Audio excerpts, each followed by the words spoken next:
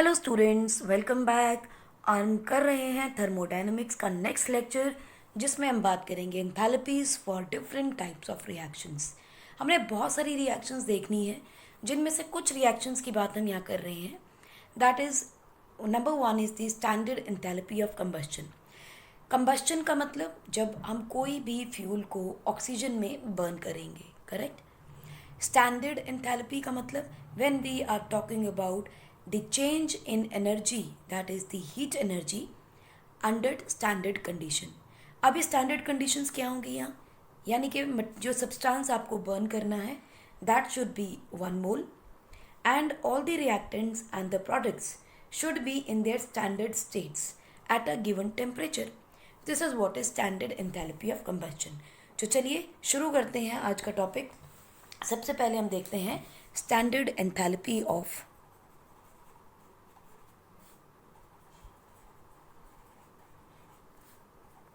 Combustion.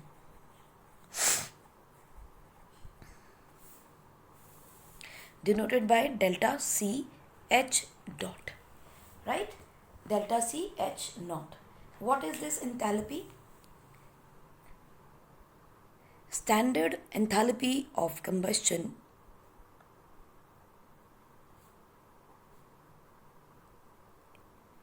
is the enthalpy change per mole, enthalpy change per mole of a substance when it undergoes combustion. Standard enthalpy change is change in energy per mole of a substance when it undergoes combustion and all the reactants and products are in their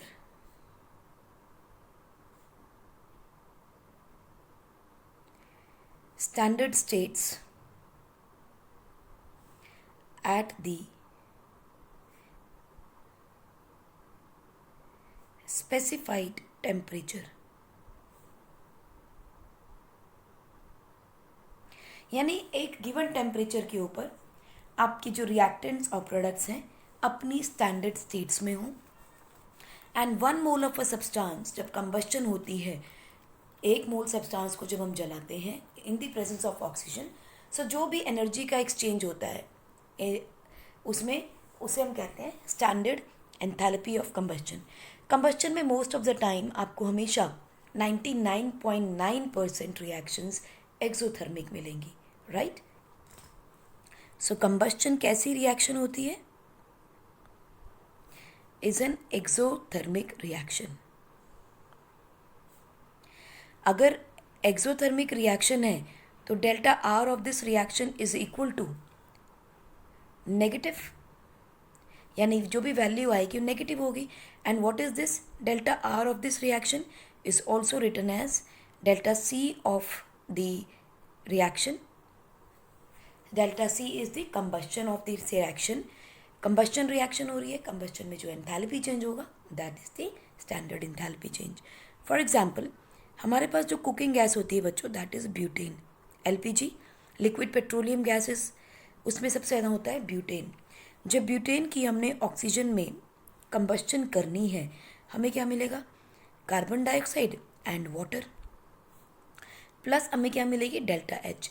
delta H in this case is 2658.0 kilo joule per मोल।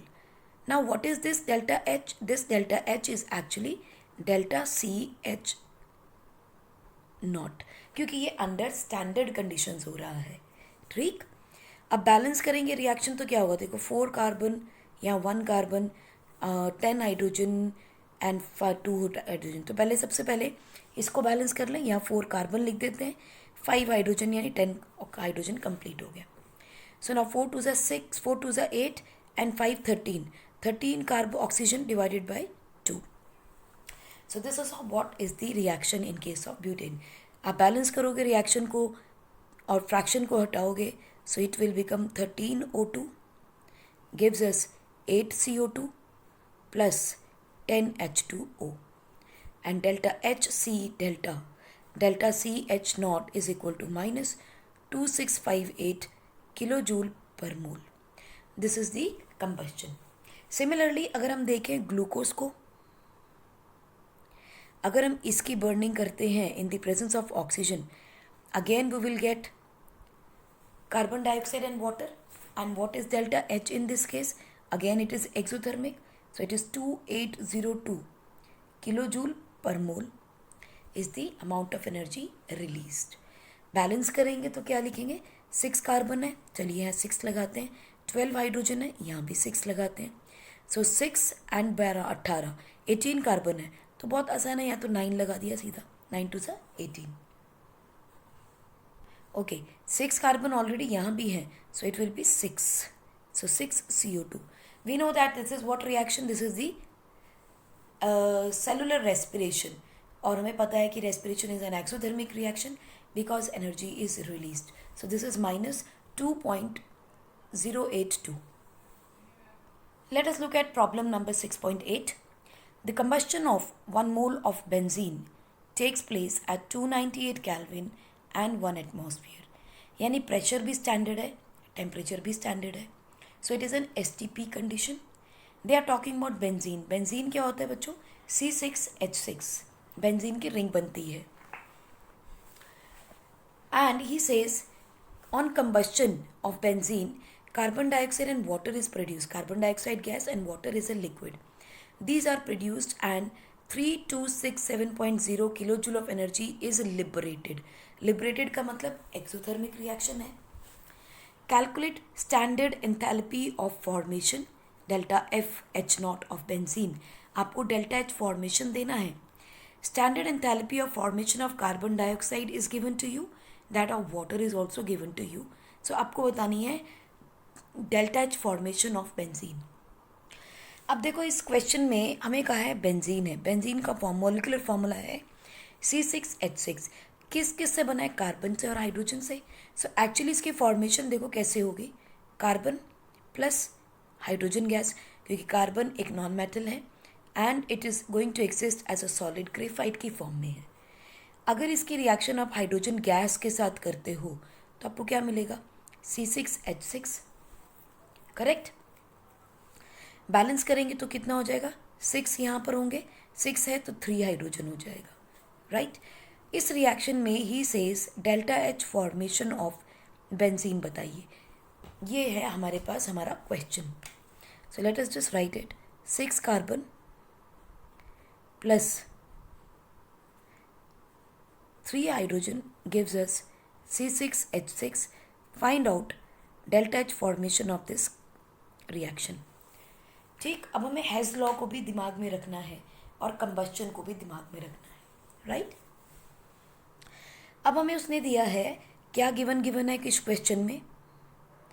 हमें given है temperature 298 kelvin, pressure 1 atmosphere. Along with that he says that after combustion of benzene, that is C6H6 की अगर हम oxygen के साथ reaction करें तो ये हमें कार्बन डाइऑक्साइड और वाटर लिबरेट करेगा. करेक्ट. एंड यहाँ का डेल्टा एच होगा -3267 किलोजूल पर मोल. ये कौन सा डेल्टा एच है? कंबस्शन का. सो आपको क्या गिवन है? Delta CH combustion of benzene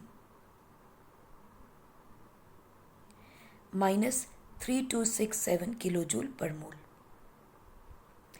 At the same time, he is giving you delta H formation of water, which is -393.5 kilojoule per mole, and he is giving you delta H formation of carbon dioxide, which is -285 kilojoule per mole.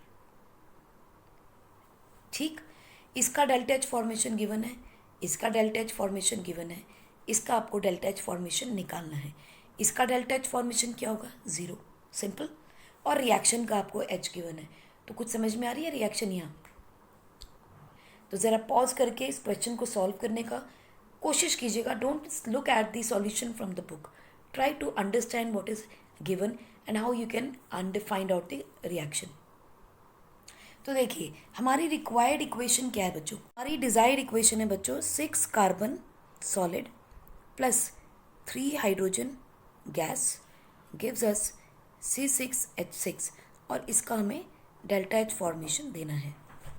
और हमें given है कि benzene की जब हम combustion करेंगे तो हमारे पास प्रोड्यूस होगा कार्बन डाइऑक्साइड प्लस वाटर और इसकी हमें डेल्टा एच कंबस्चन गिवन है which is -3267 kilo joule per mole, right. अब देखो बैलेंस करेंगे अगर इस इक्वेशन को, क्या होगा? 6 कार्बन तो 6 कार्बन, 6 हाइड्रोजन तो I will need 3 hydrogen over here. So का ऑक्सीजन कितने हो गए? 6 2 12 and 3 15, so it is 15/2 oxygen, right. अब अगर मुझे इसकी फॉर्मेशन निकालनी है, delta H formation of benzene अगर मुझे निकालना है तो मेरे पास क्या मेथड होगा निकालने का? देखो delta R of the reaction is equal to, ये कौन सी रिएक्शन है? Combustion, so I can use combustion of this reaction is equal to delta H formation of carbon dioxide plus delta H formation of carbon dioxide multiplied by 6 plus 3 times delta H formation of water, ये क्या है? Product, minus delta H formation of benzene, right. अगर ये निकालना है तो मैं क्या लिखूं? Delta H formation of benzene is equal to, इसको मैं इधर ले आती हूँ, इसको कंबस्चन को इधर ले आओ, this is equal to 6 into delta H formation of carbon dioxide plus 3 into delta H formation of water minus delta H of the combustion, correct? यही चाहिए मुझे। अब delta H formation of carbon dioxide तो मुझे given है और water भी given है, राइट। ये देखो रिएक्शन में दोनों चीज़ें हमें गिवन थी। So delta H formation of carbon dioxide is given to you which is -393.5 kilo joule per mole और वाटर की गिवन है -285.83 किलो जूल पर मोल। इसको आप मल्टीप्लाई करिए 6 से और इसको आप मल्टीप्लाई करिए 3 से और इन दोनों को ऐड कर दीजिए और माइनस कर दीजिए आप डेल्टा सी कंबस्चन। तो देखिए क्या आंसर आएगा? 6 5 सा 30, ऊपर आ गया 3, 6 3 था 18 एंड 3 21, ऊपर आया 2, 6 9 सा 54 एंड 2 56, 5 6 3 सा 18 and 5 23 with 1 decimal place, decimal over here negative में, right. Now plus minus again क्योंकि ये सारा माइनस में है, 3 3 ज़ा 9, 3 8 ज़ा 24, ऊपर आया 2 15 एंड 2 17, 24 एंड 1 25, 3 2 ज़ा 6 एंड 5 8, -857.49 किलो जूल। ये है प्रोडक्ट का minus what is that of the reactant, इसका it is 3267.0 kilo joule per mole minus में। Now let us just to open the brackets, -2361.0 minus 857.49 minus, इसको अगर ओपन कर दे ब्रैकेट को तो it will be plus 3267.0, right. चलिए इसको देखते हैं क्या बनता है। ये स्क्वायर ब्रैकेट से छोड़ लेते हैं, दोनों को ऐड करना पड़ेगा क्योंकि दोनों माइनस साइन कॉमन है।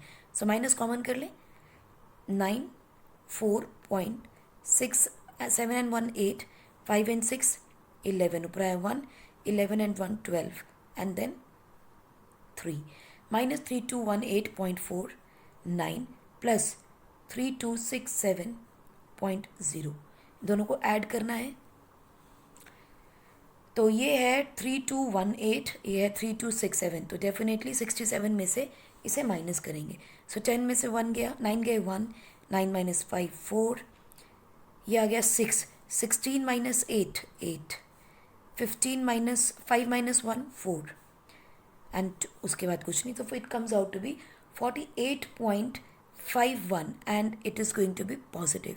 So delta H formation of benzene is equal to 48.51 kilojoule per mole. Correct. Next हम देखते हैं, हमारे पास है enthalpy of atomization denoted by delta A H naught. Enthalpy obviously जब हमने नॉट लगा लिया तो ये भी अंडर स्टैंडर्ड कंडीशन होगा. एटमाइजेशन का मतलब क्या है? एक मॉलिक्यूल को हम तोड़ के एटम्स में कन्वर्ट करेंगे. ठीक है, जैसे मान लो हमारे पास हाइड्रोजन गैस है, इसको हमने तोड़ के 2 हाइड्रोजन एटम्स में कन्वर्ट कर दिया. This is known as atomization energy for hydrogen and it is 435.0 kilojoule per mole. Atomization energy most of the time will be endothermic reaction. So if we want to define it, so how will you define enthalpy change on breaking 1 mole of a bond completely to obtain atoms in the gas phase. देखिए यहाँ 2 चीज़ें important है. पहली चीज़, एक मोल bond का टूटेगा. दूसरी चीज़, completely टूटने के बाद atoms should be in gaseous phase. So this is what is the enthalpy of atomization. It has to be in the gaseous state. अगर कोई डायटॉमिक मॉलिक्यूल है, जैसे हाइड्रोजन है, इसको तोड़ा 2 हाइड्रोजन बन गए एटम्स. क्लोरीन गैस है, इसको तोड़ा तो 2 क्लोरीन के एटम्स बन गए गैसियस स्टेट में. सो इसमें क्या हो रहा है? देखो, एक बॉन्ड थी, दोनों एटम्स के बीच में एक ही बॉन्ड है, इस बॉन्ड को हम तोड़ रहे हैं. So this is called as bond dissociation energy. माने how much energy is required to break this bond. This is also called as bond dissociation energy only in diatomic molecule. क्योंकि 2 ही atoms हैं, दोनों को तोड़ दिया, एटमाइजेशन भी होगी. जब बॉन्ड को तोड़ा तो बॉन्ड डिसोसिएशन एनर्जी भी कहला दी. ठीक है, लेकिन अगर मान लीजिए we have methane which is in gaseous atom, अगर इसको तोड़ते हैं तो हमें कार्बन नहीं मिलेगा गैशियस स्टेट में. ध्यान रखिएगा, कार्बन सॉलिड फॉर्म में नहीं मिलेगा, गैशियस स्टेट में होगा. Plus you will get 4 hydrogen atom in gaseous state. ऐसी में जो एनर्जी एक्सचेंज होगा that is going to be 1665 kilojoule per mole. Again, I'm saying you don't have to memorize the amount of energy. Just understand the concept that it is going to be endothermic. कोई भी bond तोड़ने के लिए मुझे energy देनी पड़ेगी, इसीलिए वो एंडोथर्मिक होती है. राइट. एटम्स हमेशा जो भी मिलेंगे वो हमेशा किस फेज में मिलेंगे? गैशियस. एक आपको हमेशा एटम्स मिलेंगे एंड इन गैशियस स्टेट मिलेंगे. ये दोनों कंडीशंस इंपॉर्टेंट है. राइट. सिमिलरली देखिए, अगर मान लीजिए आपके पास सोडियम सॉलिड में था, एटम है, ये भी एटम ही है, इसको अगर आपने गैशियस स्टेट में कन्वर्ट किया तो भी क्या हो रहा है? ये this is also the atomization energy because gaseous phase में आ रहा है. ठीक है जी. और इसके लिए 108.4 किलोजूल पर मोल होगी. लेकिन एक और चीज़ है, ये गैस से सॉलिड से गैस में जा रहा है, सब्लिमेट भी कर रहा है. सो इस तरह की एटमाइजेशन में this energy is also called as sublimation energy because solid is being converted into gas. So this is also called as the sublimation energy. Third हम देखते हैं, that is the bond enthalpy और the standard bond enthalpy. देखिए, हम सारी चीज़ें standard condition में ले रहे हैं. So we will call it as delta bond hydrogen delta bond heat energy and the standard condition. So this is how we are going to represent, और this is a symbol for the bond enthalpy. Bond enthalpy का मतलब होता है बच्चों, दो तरीके से हम इसे कंसिडर करते हैं. That is energy required to break a bond, and this is called as bond dissociation energy. और दूसरी होती है energy released to form a bond, and this is called as bond forming energy और the simple bond energy. कि उस bond energy में कितनी कितनी बॉन्ड, उस बॉन्ड के अंदर कितनी एनर्जी अवेलेबल है या बैलेंस है. जब भी हम कहते हैं energy required to break a bond, it is endothermic. And we say energy released, it is called as exothermic. So depending upon the thermodynamic process, it can be endothermic, it can be exothermic. लेकिन हम यहाँ पर consider करते हैं mainly दो तरह की bond energy को. पहली हम करते हैं बॉन्ड डिसोसिएशन एनर्जी को, और दूसरी हम कंसीडर करते हैं mean bond energy.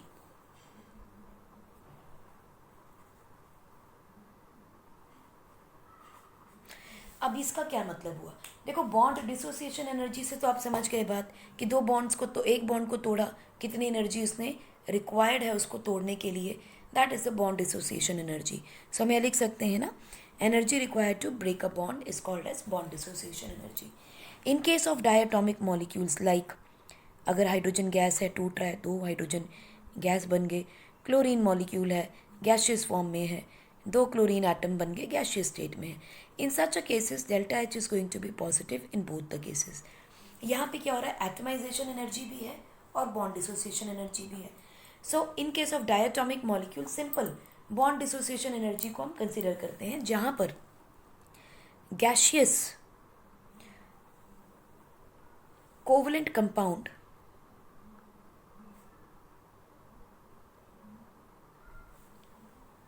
or the compound is broken into or broken to form products in gaseous phase. तो ध्यान ये रखना है कि गैसियस सब्सटेंस है उसको गैस में ही कन्वर्ट कर रहे हैं. This is a simple bond dissociation energy. ठीक है, सोडियम सॉलिड से अगर गैस में आ रहे हैं सब्लिमेशन एनर्जी, गैस से गैस में जा रहे हैं बॉन्ड डिसोसिएशन एनर्जी. यानी state of matter is not changing, correct, जब बस बॉन्ड टूट रही है.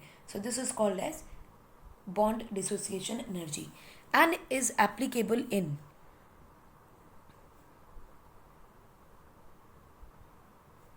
Diatomic molecules.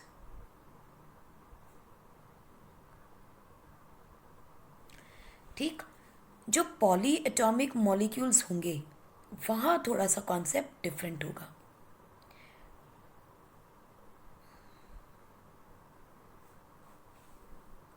जैसे मीथेन गैस है, इसको हमने तोड़ा in carbon gaseous matter plus 4 hydrogen atom in gaseous state, and delta H is obviously endothermic. अब ये एक बार में स्टेप नहीं हो गया. यहाँ पे क्या हुआ है, ये जो मीथेन गैस थी पहले टूटी, किसमें टूटी, इसने बनाया CH3 gas plus hydrogen 1 gas, तो इसका एक डेल्टा H1 आ गया. लेट अस से इसकी एनर्जी थी 427 किलो जूल पर मोल. ठीक, फिर क्या हुआ, ये जो है फिर टूटा and it broken down into CH2 gas plus hydrogen gas. यहाँ डेल्टा H2 बना, that is plus 439 kilo joule per mole. अब क्या हुआ, ये जो CH2 है अगेन फर्दर ब्रेक डाउन हुआ in CH gas plus hydrogen gas. इसका भी डेल्टा H3 निकला and it came out to be plus 452 kilo joule per mole. Now last में क्या होगा, ये भी टूट जाएगा in carbon gaseous particle and hydrogen gaseous particle. इसका हमने ले लिया delta H4 and it is equal to plus 347 kilojoule per mole. Look at it, all the reactions are endothermic and it is going on step by step. Therefore, इस reaction का that is methane gas gives us carbon gas plus 4 hydrogen gas. इसका delta H हमने कैसे calculate किया? We added the delta H of all the steps involve. सबको add कर दिया. सो देखिए क्या था, 427, 439, 452 प्लस 347. सबको ऐड किया तो हमारे पास आ गया 165 किलो जूल पर मोल. एक मोल मीथेन को बर्न करने पे, गैशियस स्टेट से एटमाइजेशन करने पे तो बॉन्ड्स टूटी, उसके टोटल एवरेज हमने निकाली है, that is 1665 kilo joule per मोल.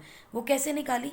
इन सबको ऐड किया divided by total number of the bonds dissociated. So divided by total number of the bond dissociated. So जो भी सम आया उसको हमने 4 से डिवाइड कर दिया. इस तरह के केस में हम क्या कहते हैं? This is the bond mean bond energy of carbon hydrogen bond. ठीक है जी. यानी कि कार्बन के पास 4 हाइड्रोजन थे और ये बारी बारी से टूटे. तो बारी बारी से जब टूटे तो एनर्जीज अलग अलग थी. तो हमें कैसे पता चलेगा कि कौन सा पहले टूट रहा कौन सा बाद में? सब एक जैसे हैं. सो हमने इनका मीन ले लिया, इन चारों बॉन्ड्स का. सो इन चारों बॉन्ड्स का मीन लेने के बाद टोटल एनर्जी हमारे पास आई 1665 kilo joule per mole to break every bond of the methane. और ये क्या हो जाएगी? Divided by 4 which is equal to 416 kilo joule per mole. So this is the mean bond energy for carbon hydrogen bond. So इसीलिए कोई भी जब reaction होता है तो उसका delta R of the reaction जो होता है, it is related to the bond enthalpies of reactants and products.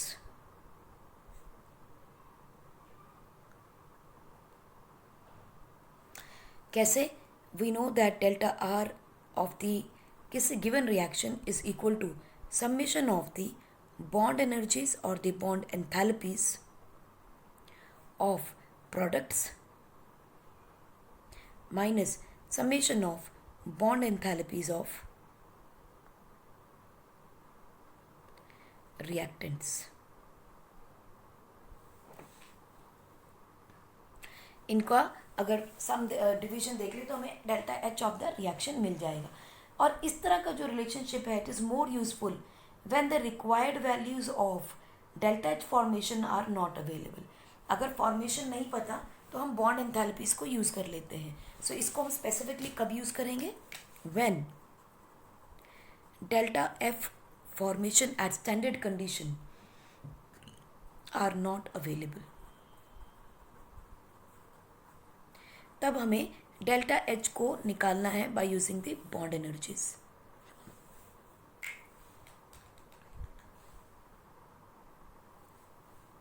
यहाँ पे थोड़ा सा डिफरेंस है बच्चों. यहाँ हम लिखेंगे रिएक्टेंट्स को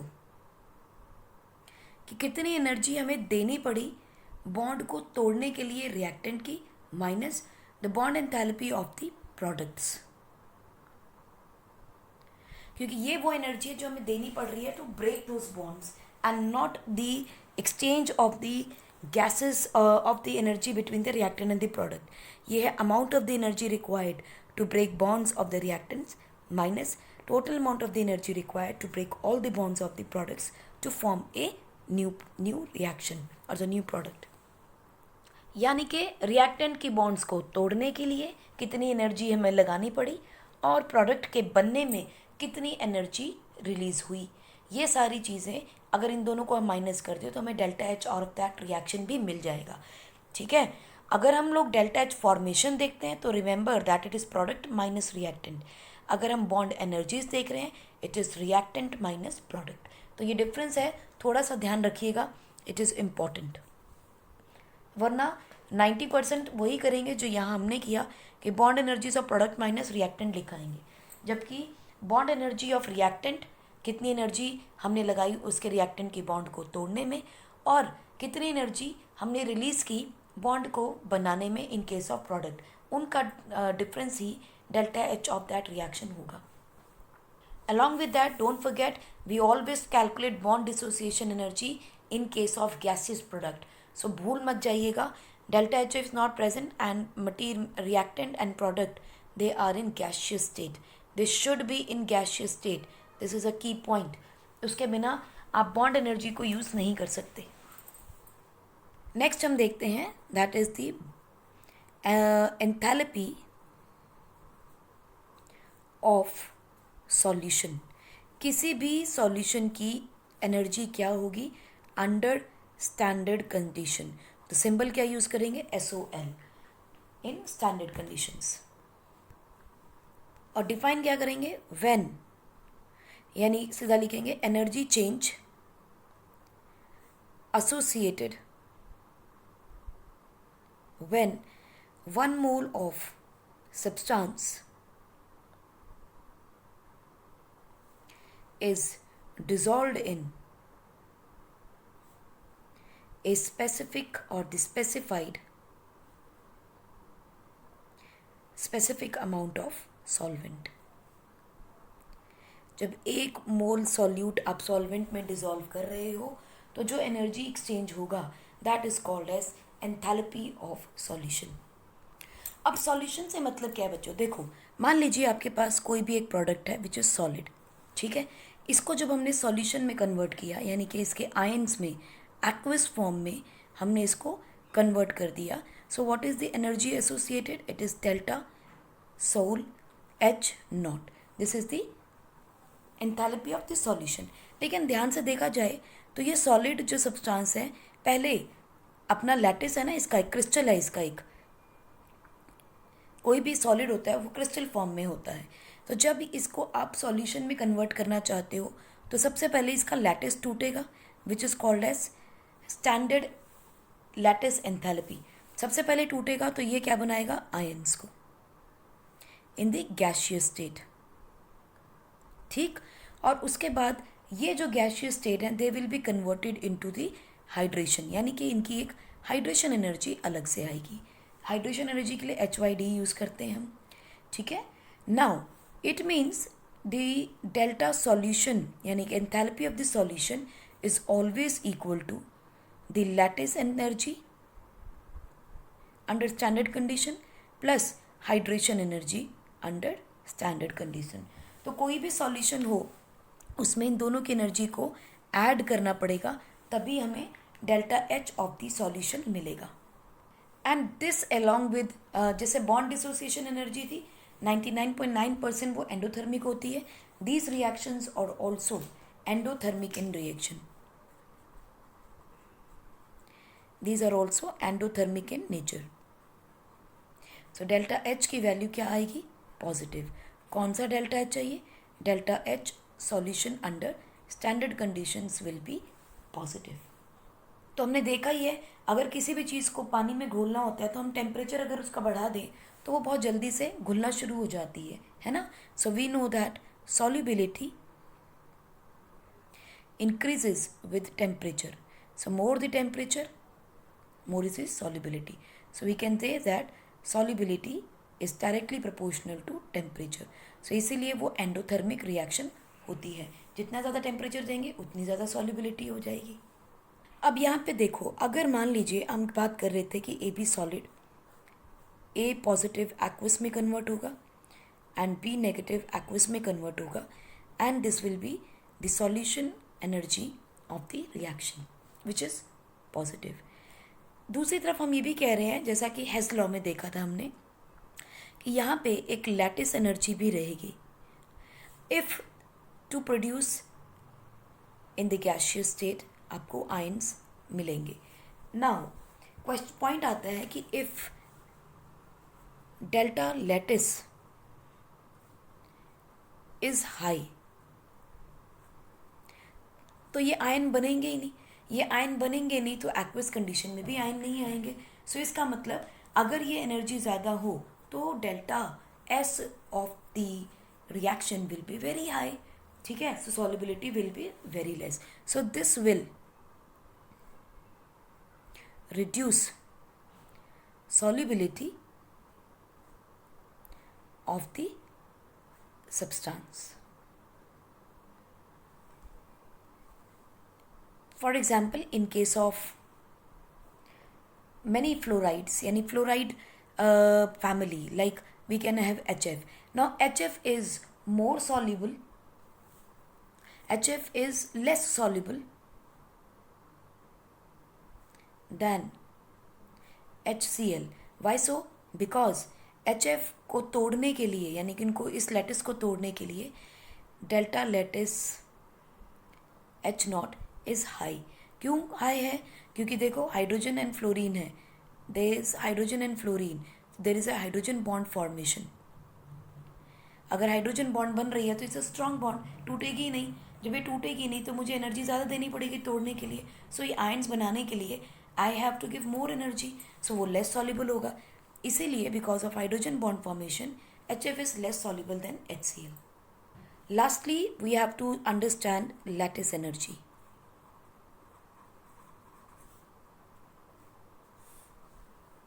Lattice energy is defined as the amount of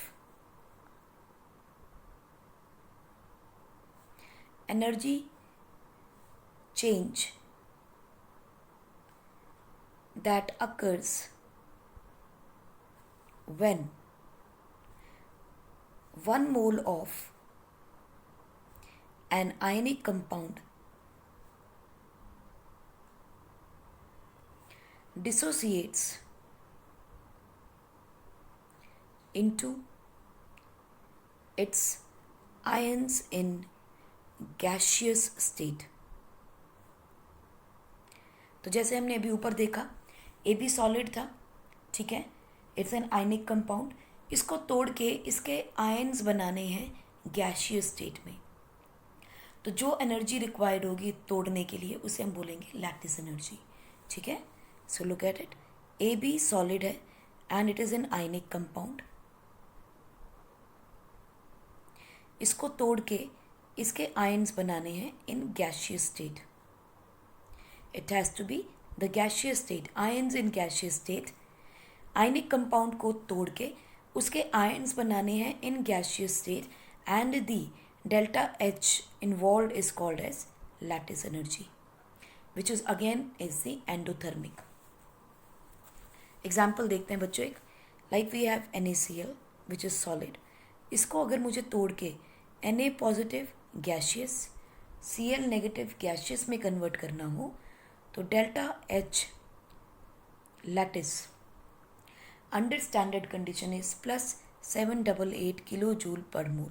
So look at it. One thing, it is endothermic and there is a huge amount of energy required to break these bonds between sodium and the chlorine and convert them into gaseous ions.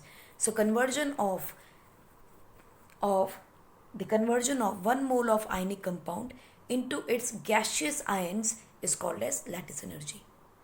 और इस energy को हम directly calculate नहीं कर पाते, इसीलिए इसको calculate करने के लिए हम एक मेथड यूज करते हैं which is called as indirect method for finding out lattice energy is the Born-Haber cycle. We can say that this is the indirect method to calculate lattice energy. Right? देखिए Born-Haber cycle में क्या हो रहा है. आपके पास है Na solid plus 1/2 Cl2 gas gives us NaCl solid. और इसके लिए आपके पास डेल्टा H फॉर्मेशन गिवन है -411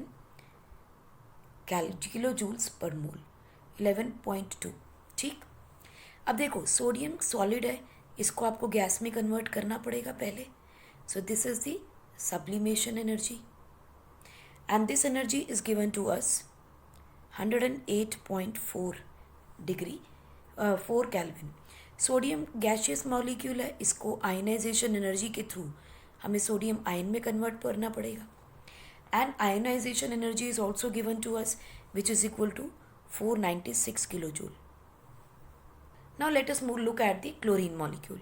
क्लोरीन का हमारे पास एक आधा मॉलिक्यूल है, इसको एटम में कन्वर्ट करना पड़ेगा. ना एक एटम को कन्वर्ट करने के लिए डेल्टा ए एच नॉट लगती है, हाफ को कन्वर्ट करने के लिए हाफ लगेगी. So this is equal to 121 kilo joule per mole. ठीक. Now we get one chlorine atom in the gaseous state. इस गैशियस स्टेट के क्लोरीन एटम को हमें कन्वर्ट करना है क्लोराइड आयन में. तो ये क्या आ गया, chloride ion. And this is the electron gain enthalpy. Correct. Electron gain enthalpy भी गिवन है हमें, which is equal to -348.6 kilo joule per mole. अब ये देखो, दोनों के दोनों हमारे पास गैशियस स्टेट में आयन्स आ गए. That will give us the formation of a lattice. Right. अब देखो, अगर मैं इस सारी एनर्जी में से इसको माइनस कर दूं तो मुझे लैटिस एनर्जी मिल जाएगी. सो चलिए करते हैं. So lattice energy is equal to sum of all these minus H formation. So delta H sublimation plus ionization energy plus 1/2 atomization energy and the electron gain enthalpy minus delta H formation of the reaction. ठीक. Now ये सब given है आपको 108.4, 496, 121 minus 348.6 minus 411.2. So this comes out to be 108.4 plus 496 plus 121 plus 411.2 minus 348.6, which comes out to be 788 kilojoules in positive. So this is the lattice energy found by the indirect method, which is the Born Haber cycle. So यहाँ हमारा इस thermodynamic का first law ख़त्म हो जाता है. Second law के बारे में हम बात करेंगे हमारे नेक्स्ट लेक्चर में, जहाँ हम बात करेंगे डिग्री ऑफ स्पॉन्टेनिटी की, हम बात करेंगे डिग्री ऑफ रैंडमनेस की, and we will be talking about Gibbs free energy. So till then, take care and thank you so much for watching this video.